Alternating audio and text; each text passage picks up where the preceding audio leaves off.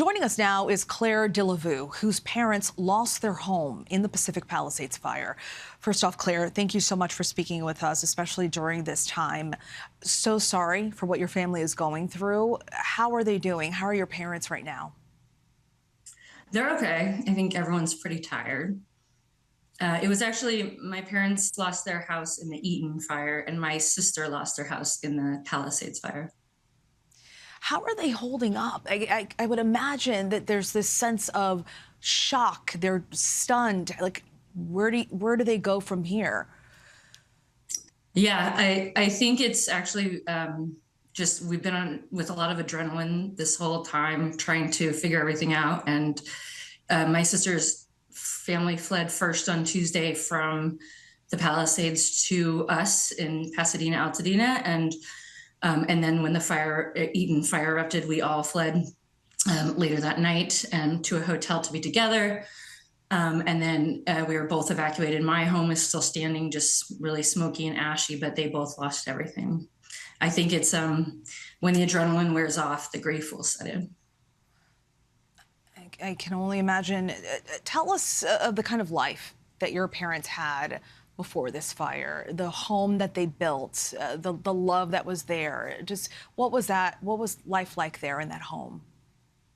Yeah, I think we were really lucky. I'm one of 4 children, so we have a big family with lots of nieces and nephews and cousins, and they have a very vibrant, strong community. They've been in Altadena, Pasadena area for, I don't know, 50-something years. And they've been in that specific house for 12, or actually 13. And it's, the Altadena community is really special. It's, generations and generations and old homes, and you really have to want to live there so people take good care of each other. Sorry, I'm getting a little, this is the first time I think I've really thought about it. It's been a lot of adrenaline. Understandable. We getting kids safe understand. and keeping their spirits up. And my sisters, my sister was actually out of town when it erupted, and I texted her, and her babysitter ran to get her son from the school that burned down. So they were running when they were trying to get kids on buses to leave, and then they fled. Her husband was in work in downtown LA, so then they met up and fled, and then we all thought we'd be safe. And then we knew as soon as there was fire in Eaton Canyon, they'd warned us the night before of horrible winds. And we woke up Tuesday morning at about 4:30 or 5, just to things flying everywhere. And we knew it was just terrible. And the gusts of wind were insane. Trees were coming down everywhere. And it was actually pretty difficult to evacuate that night. Later that night, we went and got some things for my parents. It's pitch black. There's no electricity or anything. And we had to really be careful. We ran over a lot of trees to get out of there. Everything had fallen. It wasn't just the fire. It was the wind event first that really made it challenging. That has to be such a frightening moment to wake up Tuesday morning to the fire, to the winds, having to get your kids out of the house, save your lives. And in those moments, and for your sister and for your parents as well, were they able to salvage anything from the home? Were they able to grab any mementos that initially came to mind that they wanted to keep safe?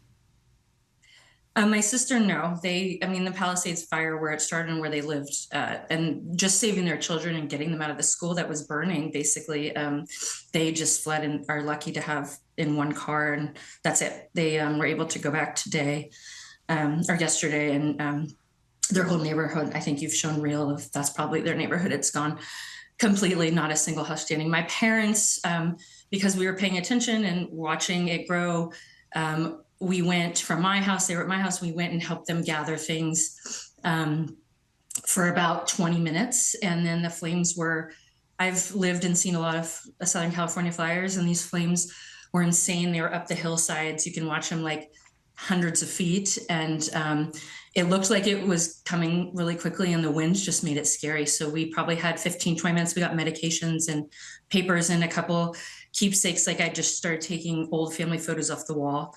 And then, I think there's regret. I think we would have wanted to go back and water down the house at night, because we didn't know that the water would be gone at 6 a.m. So I think we wish we could have tried to save it, but at least everyone's safe and healthy. Absolutely. We are so sorry here at ABC for what your family is going through. For your parents, 50 years they built this life there, and for it to be gone, it is tragic. It is an unimaginable loss, and we are so sorry. And thank you for taking the time to speak with us and share with our viewers exactly what's taking place there and how your family is doing. We wish you and your family the best on this long road to recovery. Thank you.